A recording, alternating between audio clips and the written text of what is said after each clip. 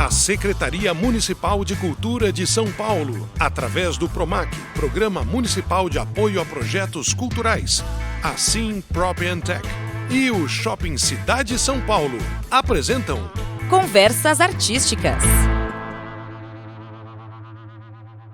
Salve, salve! Chegou a hora do programa Conversas Artísticas. Eu sou Paulo Bonfá. E eu sou Maiara Bastianello, começando agora mais um episódio produzido em colaboração com o Céu Jaguaré, através da sua coordenação de cultura. Montamos um estúdio dentro do Teatro do Céu, estamos abertos aqui para a comunidade e esperamos contar com a sua atenta audiência. Lembrando, Conversas Artísticas é uma série de programas dedicada a percorrer as mais diferentes manifestações culturais, sempre com a ajuda de convidados maravilhosos a cada edição.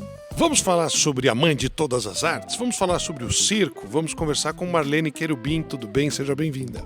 Tudo ótimo, é um prazer enorme estar aqui com vocês. É muito legal poder usar essa expressão, que não é minha, certo? Estou me servindo dela aqui, porque o circo de lona tradicional e que muitas pessoas há tempos não veem perto de si, ou nas grandes cidades, ou aqui em São Paulo, onde a gente grava esse programa, as pessoas elas talvez não saibam como anda o circo hoje, principalmente depois das restrições que a pandemia impôs. Qual é a realidade da atividade circense hoje? Você que inclusive tem o seu próprio circo. Olha, a realidade está muito boa. Pós-pandemia, o público acho que estava carente, né, de voltar ao circo. Então, as boas notícias que nós temos do Brasil inteiro, porque como eu sou presidente da União Brasileira de Circos Itinerantes, eu consigo conversar com a grande maioria dos circos que estão itinerando pelo Brasil. E todos estão muito felizes, porque hoje, digamos assim, o público tem ido muito ao circo, né? 90% dos grandes circos, dos médios, dos pequenos, estão com casa lotada, que é muito bom, né? Então a gente está muito feliz, assim, a gente ficou 2 anos e meio parado, mas em compensação, quando nós retomamos as atividades, o público tem prestigiado bastante. É interessante a Marlene falar isso, porque agora que ela chegou aqui, eu falei, Marlene, como é bom te encontrar numa outra oportunidade, porque eu fiz uma reportagem com a Marlene no circo, na época da pandemia, e assim, eu fiz muitas reportagens na época, e com muitos setores que faliram na pandemia, e o circo acho que foi uma das piores realidades que eu já tinha visto, porque era um pessoal que a Marlene segurando a galera que estava morando ali no circo, né? Não tinha apresentação, então não tinha fonte de renda. A Marlene ia lá, arrecadava recursos, pegava os vizinhos, um levava arroz, outro levava cesta básica, e assim as coisas iam indo, e ao mesmo tempo continuaram treinando para não perder, né, o jeito quando voltasse o público. Como que foi se reinventar depois? Porque para o circo também não serviu muita live, né, na época da pandemia, né, Marlene? Não, o circo não tem essa... Nós tentamos até fazer live, tentamos fazer drive-in, né? Levar o espetáculo através de outras possibilidades, mas não funciona, porque o circo tem esse apelo de ser ao vivo, de ser ali presente, das pessoas estarem junto. Durante a pandemia, acho que eu tenho 43 anos de circo, eu nunca vivi uma situação dessa e nós nem imaginávamos. Porque como é que é a cabeça do circense? Tanto o artista como o empresário de circo, ele se programa para 10 semanas. Então, todo o artista de circo, todo o empresário, ele tem uma reserva, né, um rotativo, nós chamamos, de 10 semanas. Então, ele tem aquela média que ele gasta por semana, né, e ele tem essa reserva, porque é normal um artista sair de um circo e ir para outro, mesma coisa o empresário fazer uma cidade, a cidade às vezes não responde bem, então você tem subsídio para poder ter um fôlego financeiro para chegar na próxima temporada. E nós jamais imaginávamos. Então, quando eu reuni meu staff dia 14 de março, eu nunca vou esquecer na minha vida. Eu senti uma tristeza tão grande, na hora que eu reuni todo mundo, eu falei, gente, eu vou pagar hoje e vou pagar as próximas 10 semanas, mas vocês guardem o dinheiro, porque eu não sei o que vai acontecer. E eu tinha uma notícia muito ruim da Europa, então eu tinha uma noção de que não era uma coisa que ia passar de um momento. E todo mundo está sendo pessimista, porque eu não sou uma pessoa pessimista, eu sou uma pessoa super, super otimista, muito pelo contrário, eu sempre estou vendo coisas boas onde tem coisa ruim. E aí, todo o meu staff falava assim, não, mas vai passar logo. E eu internamente dizia, não vai passar logo. Eu sabia disso, só que eu não podia também desanimá-lo. Mas eu fui bem objetiva. Olha, gente, guarde o dinheiro de vocês, vamos guardar, porque nós não podemos saber o que vai acontecer. Bom, passou as 10 semanas, passou 20 semanas, passou 30 semanas. E aí eu falei, eu vou fazer campanha, vou pedir ajuda e fui, né? E a gente, graças a Deus, a gente conseguiu. O público ajudou muito o circo, muito, de norte a sul. A gente fez campanha, né? Para todo mundo, quem estava lá no interior, e os circos grandes, pequenos, médios, todo mundo passou muita dificuldade. Foi difícil porque a grande maioria, né? Igual eu, vendi carro, vendi tudo que a gente podia vender, a gente vendeu, mas teve um momento que você não tinha mais o que vender. Se você vendesse, depois você não conseguiria voltar, né, a trabalhar. E aí eu pensei, falei, vou montar uma lona menor para os meus artistas não perder, porque a gente foi esperando, até mudei de terreno, estava aqui na João Dias, mudei para outro terreno lá do clube, inclusive eu agradeço sempre ao presidente do clube lá da Eletropaulo, o seu Paulo Marinheiro, porque ele acolheu o circo nesse momento que a gente mais precisava. Ao contrário do dono do terreno aqui na João Dias, que não quis nem saber. Tipo, inclusive me processou depois, porque você vê, e é um aluguel muito caro, né? E eu aguentei 6 meses, mas depois não aguentei mais. Bom, enfim, resumindo, foi assim, foi uma experiência, né, que a gente passou. A minha preocupação era que os artistas continuassem ensaiando, porque eu sabia que no momento que voltasse a gente tinha que estar pronto. E assim todos os colegas dos outros circos também, a gente conversava bastante, nós temos que estar preparado. E eu sabia que a gente ia sofrer aquele período, como foi 2 anos e meio, mas que depois o público ia ter necessidade, porque estava todo mundo ficando insano dentro de casa. Então, os shows também, eu acho, né? O público foi com essa garra, saiu. E assim, graças a Deus, a notícia que eu tenho de norte a sul do país, que todos os circos estão indo bem, foram bem depois da pandemia. Claro que agora chega o final do ano, dá uma caída normal, por causa que é Natal, Ano Novo. O tamanho do bolso não aumenta, exatamente, né? Mas graças a Deus, assim, a gente está num momento muito bom do circo. Marlene, 2 coisas que eu queria perguntar da tua fala inicial aqui, né? A entidade que você preside, né? Uma união brasileira, né? Qual é a referência de quantidade de circos itinerantes, e depois a gente vai falar sobre a itinerância em si. Nós fizemos um levantamento, inclusive, na pandemia, junto com a Funarte. Nós temos hoje 600 circos no Brasil. Já tivemos 1.000, né? Já tivemos 1.000, mas hoje nós temos 600, entre pequeno, médios e grandes. Grandes tem uns 40, 50, uns médios tem aí uns 100, 100 e pouco, e os demais são os pequenos, né? E o que é um pequeno? O pequeno é até 500 lugares, o médio até 900 lugares e os grandes acima de 900, que é 2.000, 2.500.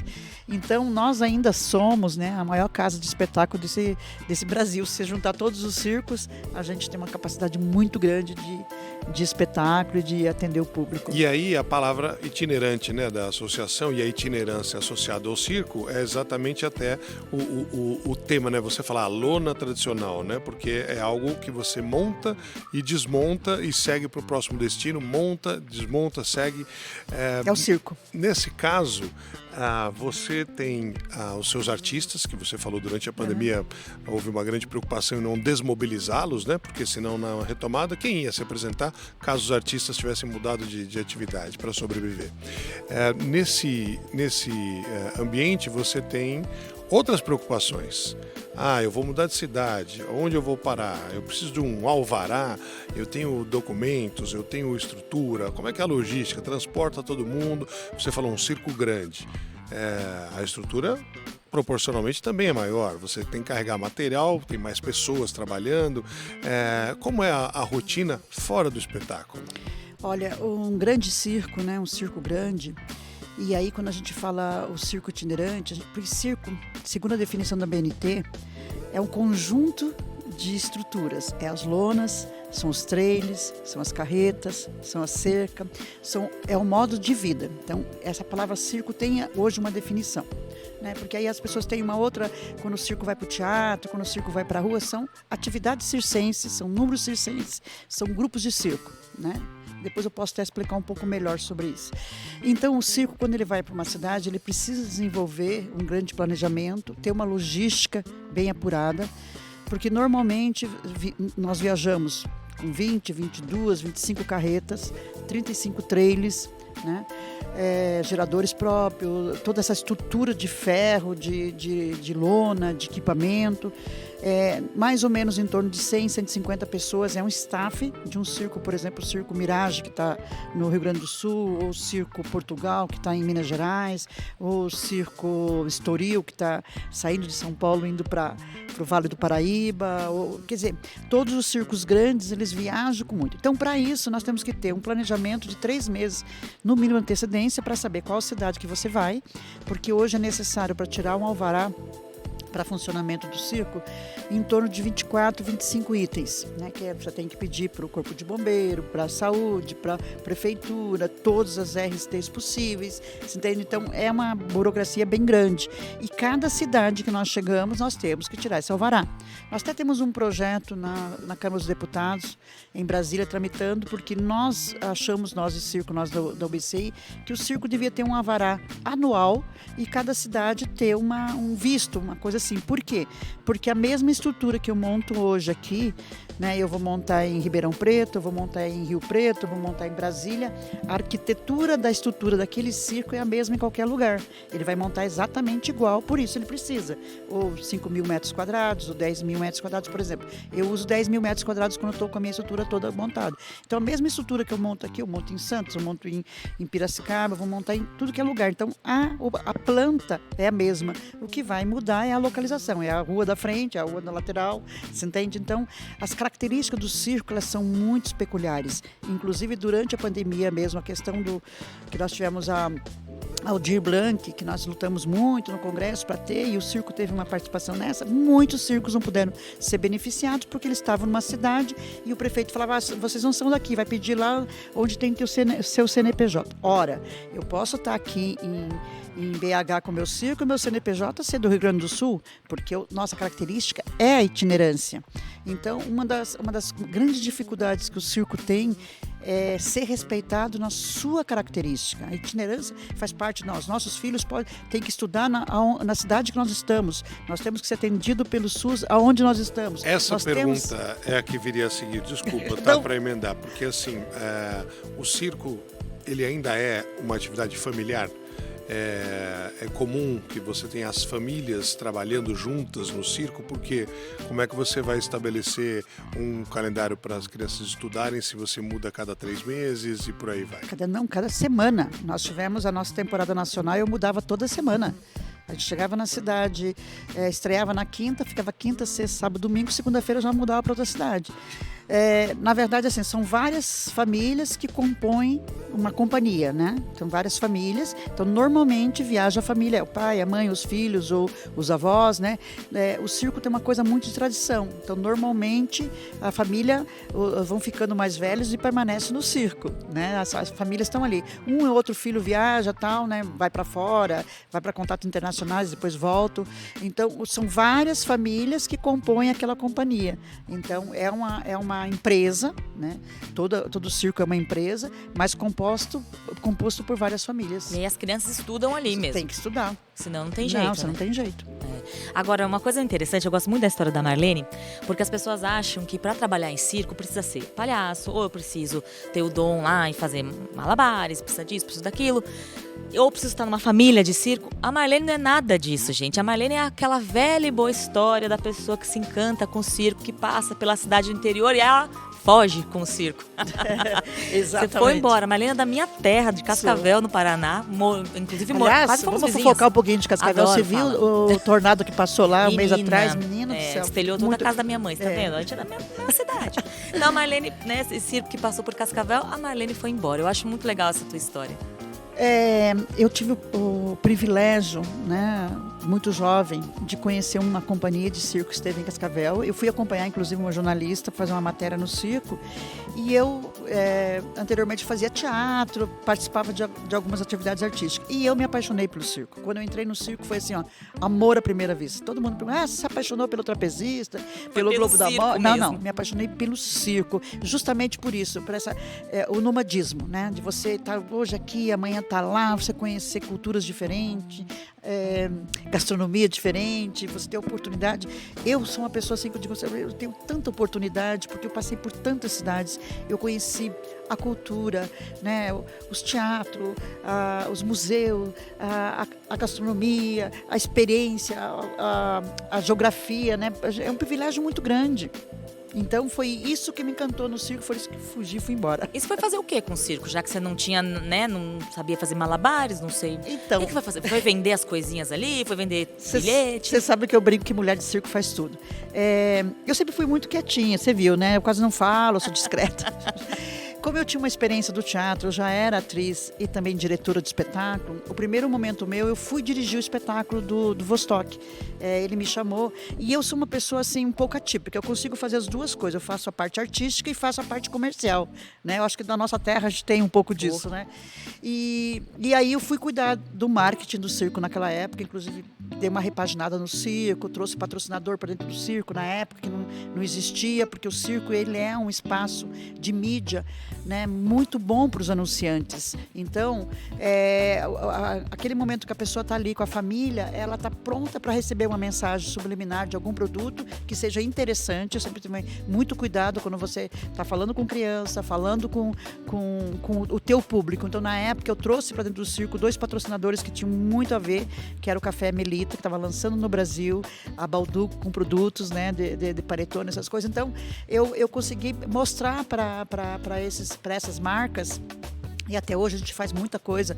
Nós desenvolvemos, foi uma criação nossa, as oficinas para treinamentos corporativos, para grandes empresas, grandes indústrias. Então, a gente leva muito o circo para esse outro lado, para o corporativo, mostrando um pouco das habilidades, como é bom utilizar o circo, né, de diversas formas, tanto na área do marketing, em promoção e ativação. Por exemplo, quando você vai comprar um produto no mercado e que você ganha um ingresso de criança, tem memória afetiva. A criança vai andar com aquele ingressinho na mão, vai para o circo, ele vai lembrar sempre quem foi que proporcionou essa ida ao circo.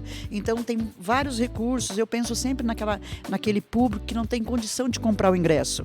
E aí eu procuro a marca e falo, olha, se vocês fizerem essa ativação, você vai ter um cliente te acompanhando o resto da vida, porque coisas gostosas, né? Uma tarde no circo, sentir o cheiro da pipoca, tomar alguma coisa, um refrigerante. A gente está ouvindo você falar agora sobre parte da gestão, né? Já, gestão, como gestora. Estamos lá fazendo a gestão dessa atividade cultural do circo.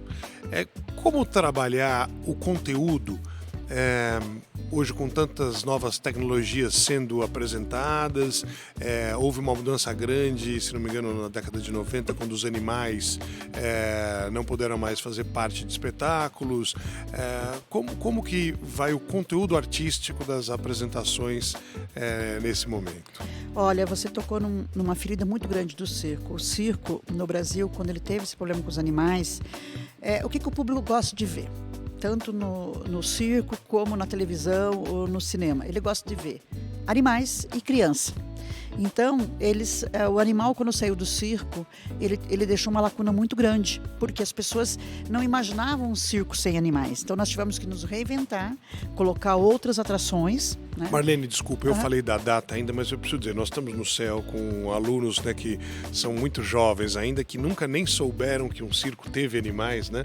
Mas só para explicar e para relembrar... Não, tem, na Europa tem. Na Europa tem animais, nos Estados Unidos também. Para quem não está nos vendo e lembrando aqui, né, no Brasil, você tinha os números com o domador de leões, você tinha elefante, camelo, equilibrista pôneis, sobre cavalo, cachorros ursos, amestrados que faziam, né, coreografias e tudo mais, pôneis, que eram parte importante do espetáculo, né? Porque o público ele gosta muito. Quando você tem um cachorro em casa, você tem esse amor, né? E aí essa questão do animal é uma questão muito polêmica e que eu respeito muito aquele empresário, aquele gestor, aquele diretor que usa e o que não usa. Eu acho que no caso no Brasil a gente não teve uma defesa de falar, gente, eu tenho um elefante. Se eu tenho um elefante que custa $500 mil, eu vou machucar esse elefante? não machuco.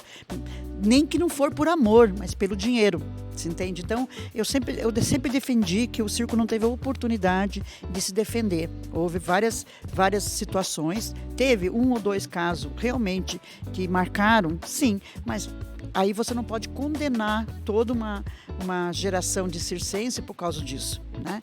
Então, mas isso já é passado, nós tivemos uma década de muito difícil, porque o público chegava e pedia, eu quero ver, porque o público estava acostumado.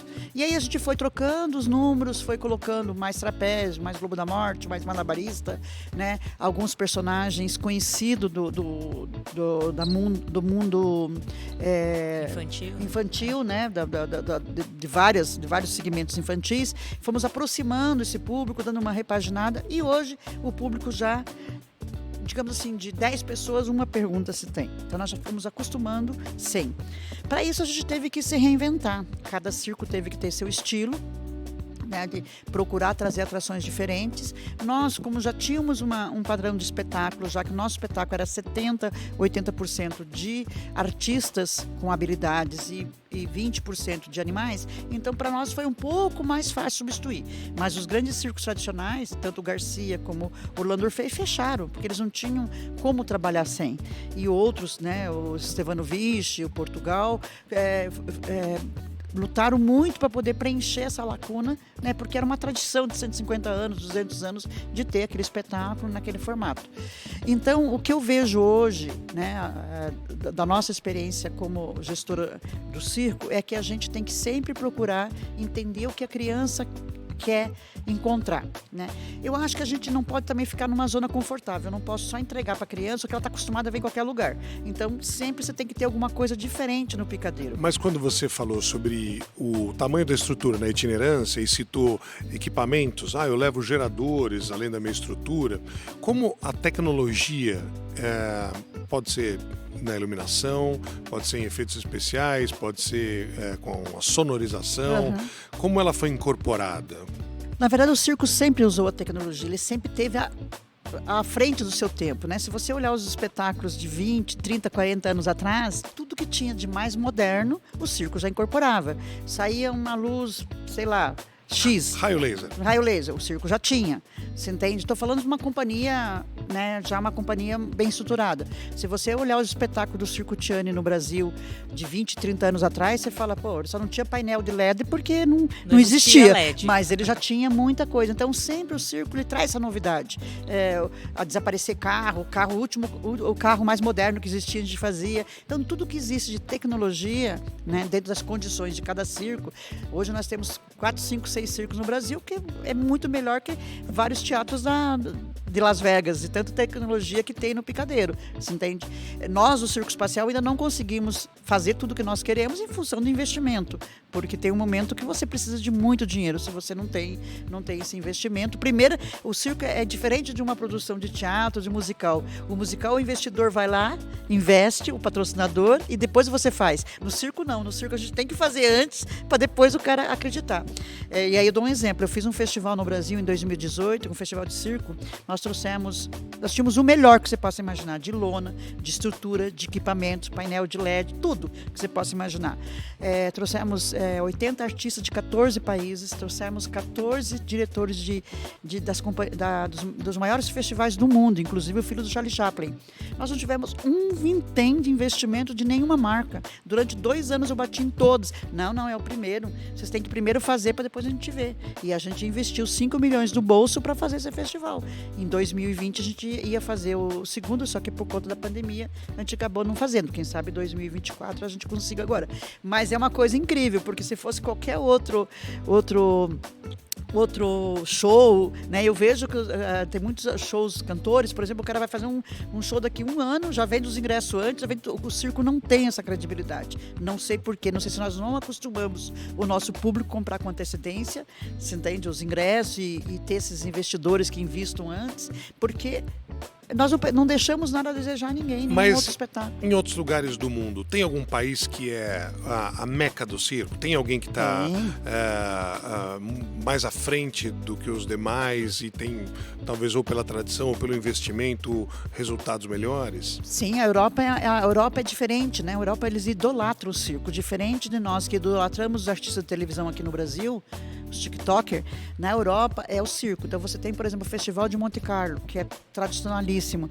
Nós temos 4, 5 circos que fazem as tours pela Europa, o Knie, o Kroner. Eles são de que origem? Os circos? O Knie é suíço, o Kroner é alemão, né? Tem vários. Nós temos assim uns 10 grandes circos na Europa, mas tudo tradição de 200, 250 anos. O circo russo, que é um circo muito forte.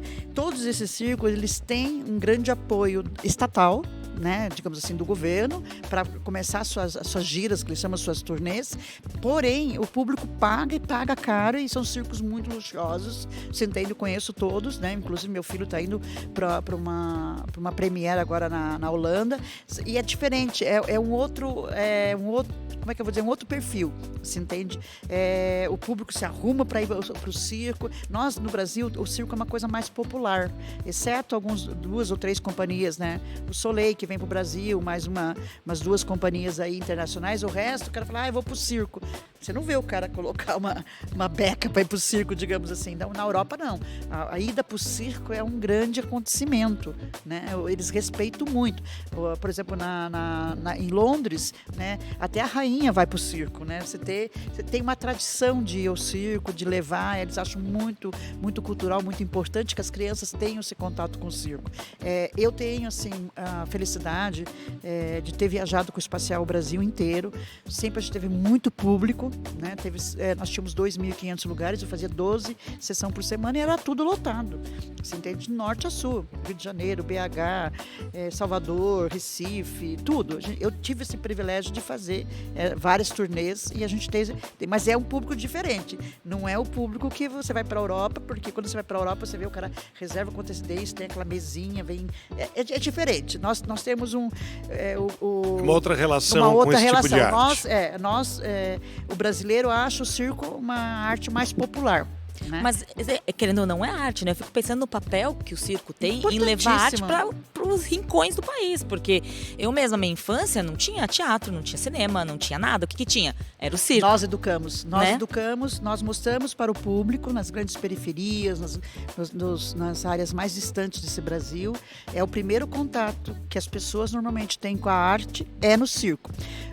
Recentemente faleceu o João Donato, que é um grande amigo meu, né, da Bossa Nova, e ele me disse uma coisa que marcou eternamente. Ele falou, Marlene, o meu primeiro contato no Acre foi o circo. Foi no circo que eu toquei piano a primeira vez.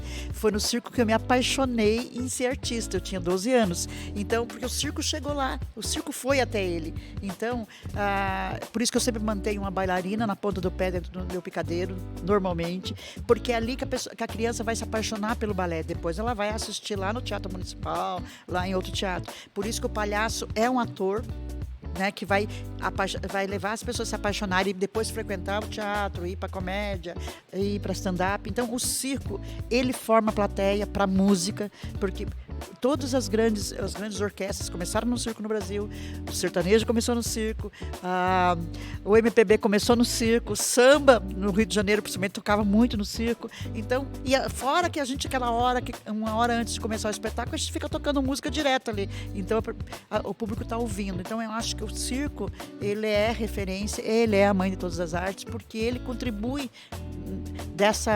dessa forma para as outras artes, ele encanta. Eu acho que essa é a nossa missão. Marlene Querubim é a nossa convidada de hoje aqui no Conversas Artísticas. Você falou um pouco antes sobre as diferenças entre o circo de lona tradicional e as apresentações de origem circense em outros ambientes, em outros formatos, né? Como que você vê esses outros trabalhos que saíram do picadeiro, né? Ou que se tornaram residentes, né, em teatros, auditórios, outros espaços de apresentação? Eu acho que o circo, ele tem esse encantamento de conseguir ter hoje várias coisas, ele ser bem diverso. Então nós temos hoje que nós chamamos o circo. Nós temos as companhias que vão para teatro, vão para clubes, fazem turnês, são as companhias, que é um grupo de pessoas que faz habilidade circense, mas não é o circo, não tem lona, não tem trailer, então são as companhias. E aí nós temos o artista circense, que pode se apresentar, digamos, com o casulo, num teatro, pode se apresentar com o circo show, pode se apresentar com vários artistas, pode ir para festa, fazer tecido, lira. Então hoje esses artistas vão para vários outros espaços, né? E nós temos também as escolas de circos hoje, que formam também artistas, né? Nós temos a escola de circo de cunho social, que é uma escola que usa a linguagem circense e as nossas principais características dos nossos saberes e fazeres para tirar essa criança que está na sociedade na rua. Então, é de cunho social que nós chamamos, que não é um cunho formativo, ela tem só a linguagem do circo como... É mais lúdico e não é para encaminhamento de carreira. Digamos assim, cada 30, 2 vai sair para ir para uma escola de formação profissional, né? Que é uma escola de formação profissional. Nós temos uma no Rio de Janeiro, que é uma escola, que é a Escola Nacional de Circo, são 4 anos de curso, com uma grade, é formação técnica. Aí nós temos a escola que nós chamamos que é a escola de lazer, que é aquela academia de ginástica que coloca lá o tecido, uma lira, um polidense que veio do circo, que é o maço chinês, né? O que a gente sente hoje é que muitas técnicas do circo foram para outras áreas e aí mudaram de nome, né? E a gente brinca, peraí, isso aí é circo, isso aí foi nosso, isso aí é nosso, você entende? Mas a gente fica feliz, a sociedade dá muito mais valor. O pole dance, então, pole dance. Como é que é o nome mesmo? seria Mastro chinês. É o nosso mastro chinês. Porque foi criado ou veio de circos chineses. Exatamente, entendeu? Então, a gente fica muito feliz em saber que as nossas habilidades, né, nossas técnicas são usadas em outros, né? É a mesma coisa lá atrás, voltando muitos anos, os saltos acrobáticos, a ginástica rítmica, tudo isso veio do circo, né? Tudo isso veio do circo. Então a gente fica muito feliz que nós temos filhos hoje em vários lugares. A nossa linguagem, ela inspira, né, muitos esportes, né? E também inspirou outras atividades artísticas. Então, o circo, eu digo que ele é muito generoso. Foi aí que eu me apaixonei pelo circo, porque eu vim do teatro. O teatro é um pouco mais fechado, né? Ele tem um ritmo diferente. O circo ele é mais aberto. Enquanto o meu malabarista está lá trabalhando, a esposa dele está em casa, daqui a pouco eles revezam. O circo tem essa coisa da característica de morar, de viver ali junto. Nós moramos e vivemos no circo. Um estilo de vida, na verdade. É o estilo de vida, exatamente. Ser de circo é um estilo de vida. Você tem aquele nomadismo na sua característica. Então eu digo assim, eu sempre brincava, dizia assim, olha, eu não sou guarda-roupa para ficar parado dentro do quarto. Eu gosto de viajar. E tem gente que não consegue, tem gente que não tem essa habilidade de você. Eu chego na segunda-feira até hoje, que nós estamos um pouco mais parados aqui, me dá aquela coisa, porque segunda-feira é o dia da gente pegar a estrada. Então a sensação, eu digo que nós somos todos tigresas, né? Porque o gato gosta de paisagem e o tigre também gosta de paisagem nova. Então nós de circo gostamos de paisagem nova. A gente gosta de sempre estar mudando, sempre estar vendo público novo, reação nova. Não, e é muito legal, a Marlene falou de 15 carretas, né, que vão de uma cidade para outra. 22 o circo espacial. 22, o circo espacial com 22 carretas, e também tem a questão logística, que não dá para hoje você fazer um show em Pelotas, no Rio Grande do Sul, e amanhã a gente vai lá para o Acre. Não, tem que ter, né, tem que ser. Eu fico imaginando qual que é a estrutura, o número de pessoas que trabalham diretamente ali no circo. Hoje, por exemplo, o espacial, que são 22 carretas, para levar essas 22 carretas, os artistas, quem vai montar tudo aquilo, quantas pessoas hoje trabalham diretamente? Quando eu estou em turnê, né, porque atualmente eu não estou em turnê, mas quando eu estou em turnê eu preciso de motoristas, eu preciso de pintores, eu preciso de um secretário de frente, eu preciso de um propagandista, eu preciso de um mestre técnico de montagem. Isso só, aí eu preciso de alguém que vá trabalhar na frente, que a gente chama coordenar os contratos com rádio, televisão. Tudo a gente trabalha com 3 meses de antecedência. Então, nós temos um staff muito grande. As pessoas não esquecem que o que está na frente se apresentando ali, às vezes é 30, 40, 50 artistas. Tem o mesmo número atrás, que são os recepcionistas, os bilheteiros, os porteiros, os costureira. Nós temos N profissionais, o técnico de som, o técnico de luz, os montadores, né, o cara que cuida da cozinha. A gente tem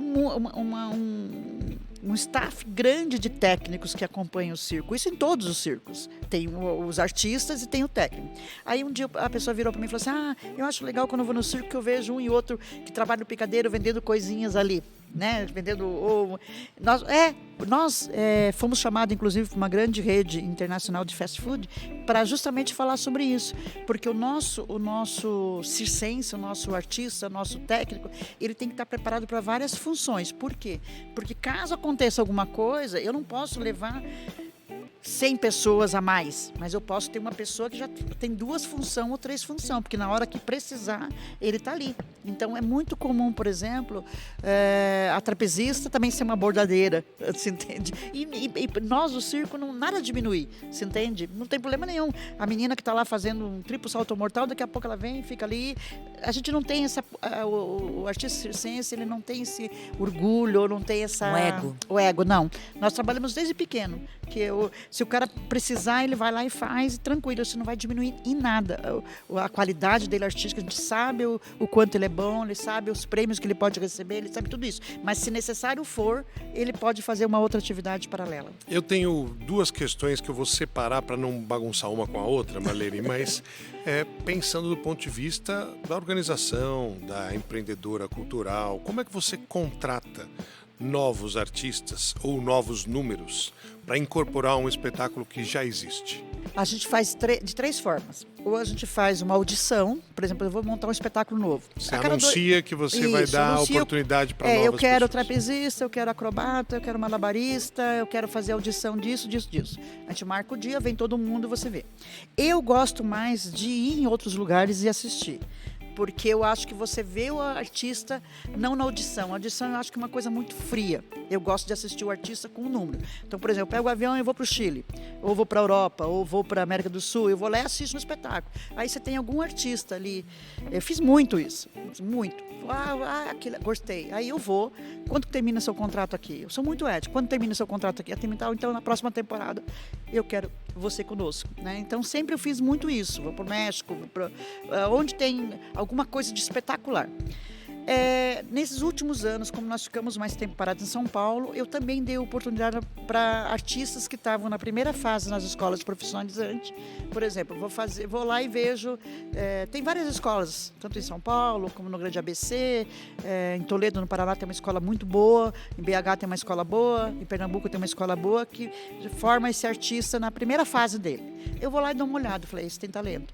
Eu chamo e falo, olha, agora eu vou contratar para você ir lá, nós vamos treiná-lo, para capacitá-lo, para entrar no espetáculo. Então, ele já vai fazendo o seu estágio, digamos assim, dentro do picadeiro. Então, e hoje eu tenho um artista meu que saiu desse estágio, que está no Soleil, o Kazu, que acabou daqui, foi um artista desse, que estava numa companhia que teve essa mesma oportunidade. Não era um cara de circo, estava numa escola, foi. Então, hoje tem essa rede de escola, né, social, que também tem possibilidade de a gente dar oportunidade de se tornar grandes artistas. Daí a segunda pergunta, ela vem no sentido do que você mesma falou. Eu viajo para ver um espetáculo.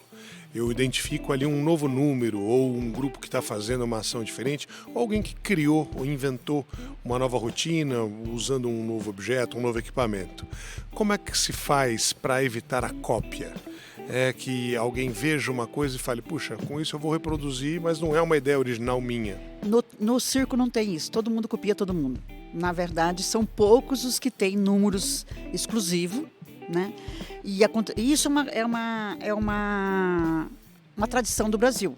Então, por exemplo, eu vou num circo grande, vejo um número lá, eu volto pro meu circo, vou lá e monto do meu jeito. Certo, um mágico, eu vi um mágico, o mágico fez isso. Mágico é mais difícil, porque os equipamentos de magia são bem caros, então não é qualquer um que pode fazer. Mas, por exemplo, eu vou fazer um número com instrumento, sei lá, o cara, né, vai lá, o que copia muito é palhaço copia muito, né, e aí não adianta. Aí teve um caso, meu filho foi para os Estados Unidos e levou uma reprise brasileira, chegou lá, o cara falou, você não pode fazer essa reprise, reprise é a entrada do palhaço. Eu falei, como assim? Não, já está registrado, essa reprise é minha aqui. Olha como é que é o americano, quer dizer, o americano veio aqui, culturalmente, pegou nossa reprise, foi lá e registrou. Ele falou, não, eu faço no Brasil há tantos anos e essa reprise é minha. entendeu? Foi e fez, e ele trabalhou inclusive num circo lá muito famoso nos Estados Unidos com a reprise dele. Então, hoje a gente tem quem realmente cria uma rotina nova, um conteúdo novo, tem o registro na Escola Nacional, na Biblioteca Nacional, faz o registro daquela... É como se fosse uma peça de teatro. Sim, um roteiro. É um roteiro, então você registra. Mas isso não quer dizer que o cara vai copiar. O cara não vai copiar, entendeu? É uma tradição do circense do Brasil copiar. Por exemplo, você vai dizer o número de trapézio. O trapézio sempre existiu, ele pode fazer de uma forma diferente. Então, às vezes o cara faz com água embaixo, às vezes faz com rede. Então, por exemplo, às vezes o cara, o Soleil inventou. A grande maioria dos números Soleil é tudo cópia de outros circos, você entende? Só feito de maneira diferente, um cenário diferente, com roupa diferente, você entende? Então, na verdade, as técnicas circenses, elas são de milhares de anos, entendeu? Então, a báscula sempre existiu. Qual é a báscula? A báscula é aquela gangorra em que dá propulsão para a acrobacia. Exatamente. Então, primeira altura, segunda, terceira, quarta, quinta, sexta, sétima, oitava. Sempre existiu. Já fizemos báscula com boi, já fez báscula com cavalo, já fez báscula só com a gangorra. Então, mas o princípio do circo já estava lá. Então é só aquilo que você falou, ele só desenvolveu uma rotina diferente. É, tipo o Globo da Morte. O que você vai fazer de diferente no Globo da Morte? Você pode colocar os neons, fogo. Você pode fogo. Raio laser. 2, 3. Hoje nós temos o Globo da Morte com 9, com 11. Isso, é a parte que mais exatamente. dá desespero. Mas é o Globo da Morte, é isso que eu estou falando. Então, nós temos uma série de atividades, né, de habilidades humanas, porque daí tem outras coisas que são habilidades, não é os equipamentos. Pois é, o arame. Arame sempre teve arame. Arame com pirâmide, arame sozinho, arame bambo. Mesmo? Arame bambo é aquela que é esticadinha. Ah, que você anda em... Então, é como se fosse... Corda bamba. Né? Aí inventaram agora o slackline. Slackline é o arame do circo. É só... Que virou esporte, tá vendo? Exatamente, né? Aí, por exemplo, o tecido, né? Que teve uma onda, inventaram o tecido. O tecido é corda, meu filho. A gente faz tecido no circo há muitos anos. Entendeu? Então, as técnicas e as habilidades sempre existiram. É o formato que cada um pode desenvolver de maneira diferente, né? Então, nós temos aí...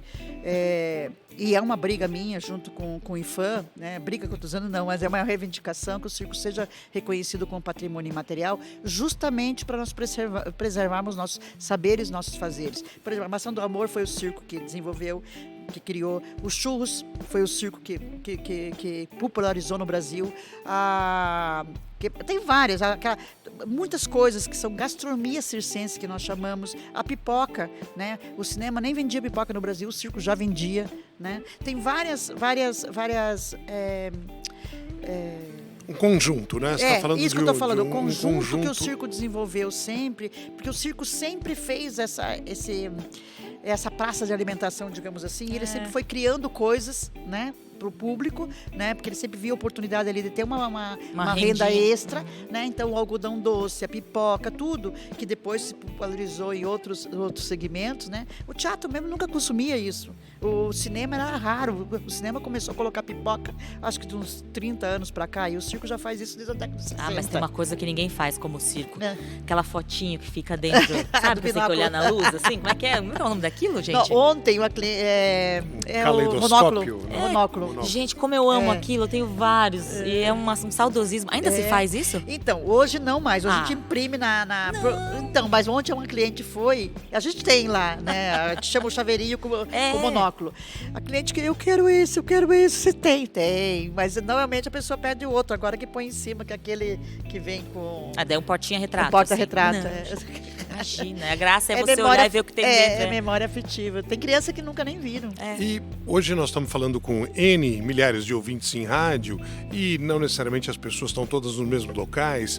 Como elas podem fazer, se é que existe isso, talvez através até da União de Circos, para acompanhar a programação? Para saber, um circo... Qual que está mais próximo? Pode chegar perto, vai passar pela minha cidade, quando isso vai acontecer, sem ter que seguir todos os circos, porque senão a pessoa não sabe nem quais são todos eles para poder acompanhar e identificar, e muitas vezes, olha, esse ano nem vai passar por aqui, então não adianta. Nós temos hoje no Instagram uma página chamada assim, Web Circo. Ali tem um calendário quase, digamos, não 100% dos circos do Brasil, mas tem bastante. E tem também uma outra página chamada Agenda de Circo, tá? Então, essas duas páginas sempre tem onde estão os circos. Mas o que a gente sempre recomenda é que a pessoa coloca no Google circo mais próximo, pronto, já está lá. E quando o circo chega na cidade, todo mundo fica sabendo, porque é uma publicidade muito forte que o circo faz, né? E para caminhar aqui para o encerramento do nosso papo, que já foi bastante enriquecedor, como é a repercussão de acordo com o tamanho da cidade? As cidades mais urbanas, talvez com mais opções de entretenimento ou com mais gente, elas repercutem menos do que uma cidade menor, em que talvez ali seja a oportunidade no ano da cidade ter aquele entretenimento, vivenciar a cultura circense? O que a gente fala é o seguinte, depende de cada situação. Por exemplo, São Paulo é uma cidade que ama circo. É uma cidade grande, tem muita oportunidade. Nós temos atualmente em São Paulo, acho que 10 circos em cartaz, né? Então, assim, eu sempre digo que é um momento. Às vezes você chega numa cidade, depende um pouco do lado financeiro. Chega numa cidade que acabou de sair de um rodeio, uma festa grande, você não vai ter um público muito forte. Então, existem outros fatores que interferem naquela temporada. Não é porque o circo não é bom, não é porque o público não quer ir, é porque às vezes ele não tem dinheiro para ir naquele momento. Então, a gente sempre estuda muito, né? Quando a gente vai fazer um roteiro de circo, o que está acontecendo naquela cidade, se acabou de sair um show grande, uma festa grande, porque às vezes a cidade menor ela não tem respaldo para tanta coisa. Diferente de uma cidade grande, que cidade grande você tem público para tudo. Você entende? Aqui em São Paulo mesmo você pode ter 20 circos simultâneos aqui que vai gente, porque nós temos público suficiente. Então, cidades grandes como o Rio de Janeiro, São Paulo, Porto Alegre, BH, Salvador, Recife, são cidades que você pode ter 2, 3 circos ao mesmo tempo e eles vão bem. Você entende? Porque tem público para isso. Agora, as cidades menores, acima de 100 mil habitantes, você tem que estudar realmente se teve alguma festa grande, se teve alguma coisa que vai interferir para o público não ter dinheiro, porque às vezes, e plano econômico também interfere na bilheteria, porque muitas vezes, por exemplo, eu vejo se o público tem dinheiro, se ele compra no débito ou no crédito. Porque às vezes o cara, eu quero ir no débito, beleza, então você já vê que eu tenho eu quero parcelado em 6 vezes, em 4 vezes, 5 vezes. Onde a gente ia imaginar que o circo viveria essa época? Porque antigamente o cara vinha com dinheiro. Hoje 90%, 95% do público de circo compra com antecedência. Por exemplo, em São Paulo estou falando, não no interior, mas compra com antecedência nas tiqueteiras e 5% em dinheiro. Antigamente era 90%, 100% em dinheiro. O cara vinha na hora e não comprava com antecedência. No interior ainda tem essa coisa. O cara vai com o dinheiro e compra na hora. Ele chega meia hora antes, 1 hora antes e compra na hora. Mas nas capitais o público já se acostumou a comprar com antecedência. Então a gente tem que estar sempre atento a essas questões. Muito bem, Mayara. Muitas questões, hein? Passou rápido. Podia ter umas 3 horas de programa com a dama. O pessoal chama ela de primeira dama, mas acho que é um título meio errado, né? Porque ela é a dama do circo brasileiro. Marlene Querubim, do Circo Espacial. Obrigada, viu, por estar aqui com a gente. Foi um papo muito rico mesmo. Vamos falar um pouco agora de convidar o público realmente para ir ao circo, ver os palhaços, os trapezistas, os mágicos, os contorcionistas, né? Eu acho que o mais bonito do circo é você sentir, você imaginar e participar, né? Porque o circo ele não é só contemplativo, você também é participativo, porque você pode vaiar, você pode aplaudir, você pode gritar. Gente. Pode vaiar, porque quando o cara não gosta, tem que vaiar. A gente gosta que ele vai, porque daí a gente sabe se está funcionando ou não. É muito difícil ter vaia realmente, não, mas vaia que eu digo assim, às vezes tem uma provocação do palhaço com o outro, então aí o público vai, né? Nesse sentido. Mas é um privilégio muito grande estar com vocês aqui e poder falar um pouco do meu universo. Valeu! E a gente vai ao circo antes do próximo programa. Até lá! Apresentação: Secretaria Municipal de Cultura de São Paulo, através do PROMAC, Programa Municipal de Apoio a Projetos Culturais, Sim Prop and Tech e Shopping Cidade São Paulo. Você ouviu Conversas Artísticas.